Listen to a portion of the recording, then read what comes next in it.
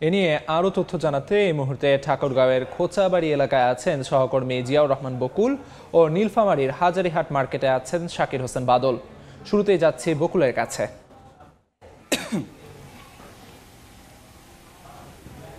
বকুল, দেখুন, আমি যে জায়গাটিতে দাঁড়িয়ে আছি এটি হচ্ছে ঠাকুরগাঁও জেলা সদরের একটি কৃষি মার্কেটের সামনে। এই মার্কেটটি কৃষকের যেই লক্ষ্য উদ্দেশ্য পূরণের জন্য স্থাপিত হয়েছিল, অর্থাৎ নির্মাণ করা হয়েছিল, সেটি হচ্ছে যে কৃষক সরাসরি মাঠ পর্যায় থেকে যে ফসল উৎপাদন করবে তারপরেই কিন্তু এই জায়গাটিতে নিয়ে আসবে, এখান থেকে কিন্তু ব্যবসায়ীদের কাছে বিক্রি করবে। তবে সরকারের যে লক্ষ্য উদ্দেশ্য 2005 থেকে 2007 সালের মধ্যে ঠাকুরগাঁও জেলার 6টি কৃষি মার্কেট এভাবে নির্মাণ করা হয় এবং পরবর্তীতে আমরা যেটি লক্ষ্য করেছি যে প্রত্যেকটি কৃষি মার্কেট এখন কিন্তু বেশিরভাগই পরিত্যক্ত এবং কোনোটিতে আমরা দেখেছি ব্যায়ামাগার এবং অন্যান্য যেই এলাকার যারা প্রভাবশালীরা আছে তারা দখলে নিয়ে তারা এই কৃষি মার্কেটগুলো ব্যবহার করছে। অর্থাৎ মূল যে উদ্দেশ্য ছিল সরকারের সেটি হচ্ছে যে কৃষক সরাসরি যেই কৃষকের পণ্য উৎপাদন করে এই জায়গায় এনে তারপরে সরাসরি বিক্রি করবে, ভালো দাম পাবে ব্যবসায়ীদের কাছ থেকে, সেটি কিন্তু পূরণ হচ্ছে না। এই যে নির্মাণের এতদিন পর, অর্থাৎ 2005 থেকে 2007 সালে যেই এই কৃষি মার্কেটগুলো নির্মাণ করা হয় ঠাকুরগাঁও জেলার যে 5টি উপজেলায় 6টি কৃষি মার্কেট, তার বরাদ্দ ধরা হয়েছিল 13 কোটি টাকা। এটি আমরা জেনেছি কৃষি বিপণন অধিদপ্তরের কাছ থেকে।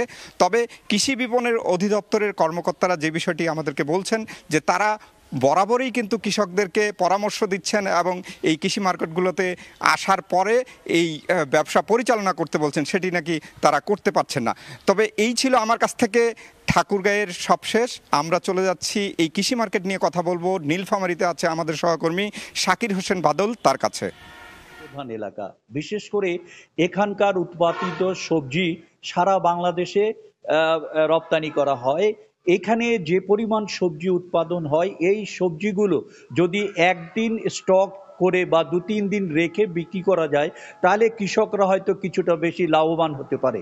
সেই কারণেই কিন্তু নীলফামারীতে প্রায় 4টি এবং গ্রোয়ার্স মার্কেট এবং একটি হোলসেল মার্কেট নির্মাণ করা হয়। কিন্তু দেখা গেছে যে এই মার্কেটগুলো উদ্বোধনের প্রায় 1.5 যুগ হয়ে গেলেও এইখানে কোনো কার্যকর আসছে না। আমি যে জায়গাটিকে দাঁড়িয়ে আছি এটি হলো একটি গ্রোয়ার্স মার্কেট, এটি হাজারীহাটে অবস্থিত। এটি দেখেন যে পুরো মার্কেটটি এখানে পরিত্যক্ত অবস্থায় পড়ে আছে। এমনকি এই মার্কেটের যে অধিকাংশ জিনিসপত্র বা দেওয়াল বা এখানে যে রেলিংগুলো আছে সবগুলো নষ্ট হয়ে গেছে।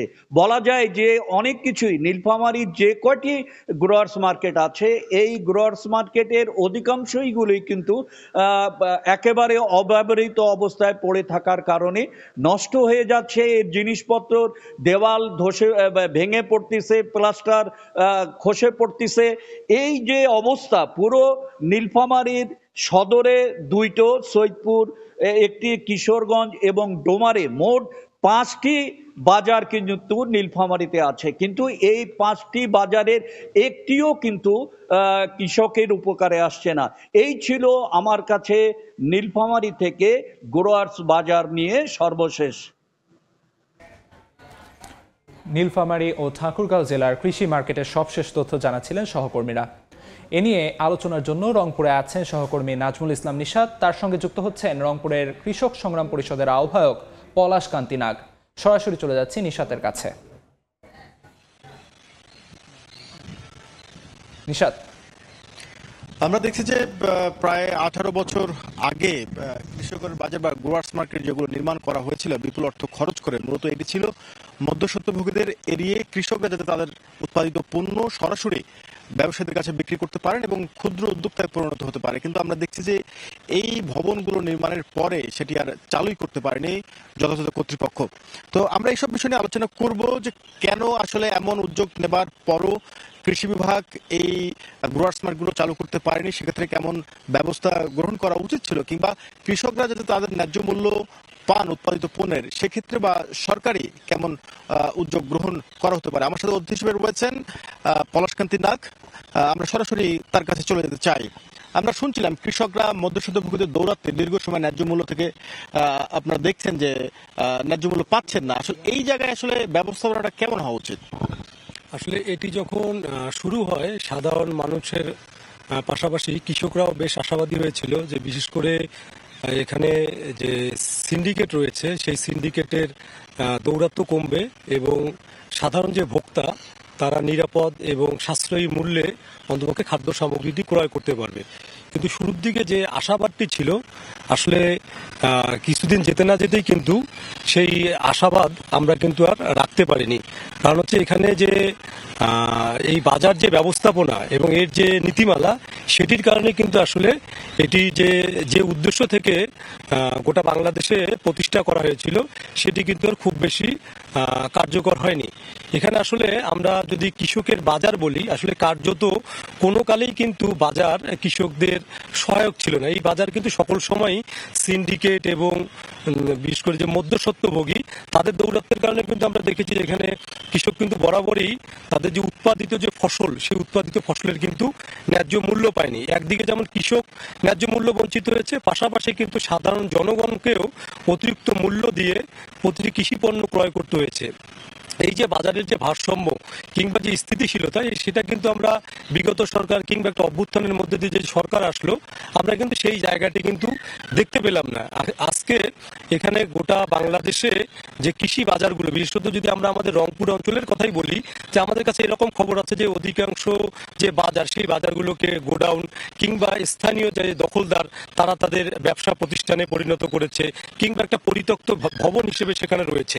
এখন এটা দেখভালের দায়িত্বে যে পরিচালনা কমিটি রয়েছে সেই পরিচালনা কমিটির আমরা মনে করি যে আসলে তাদের যথাযথ তদারকির অভাব রয়েছে।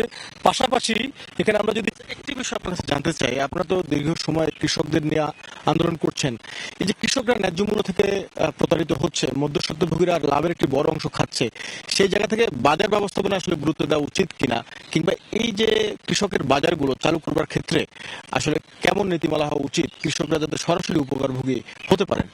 আসলে পৃথিবীর বিভিন্ন শিল্পোন্নত যে দেশ সেই দেশগুলোতে কিন্তু শিল্প পণ্যের যে মূল্য সেটা কিন্তু শিল্পপতিরা নির্ধারণ করে। সেখানে কিন্তু এখানে কৃষকদের যে উৎপাদিত পণ্য সেই উৎপাদিত পণ্যের মূল্য কৃষকরা নির্ধারণ করতে পারে না।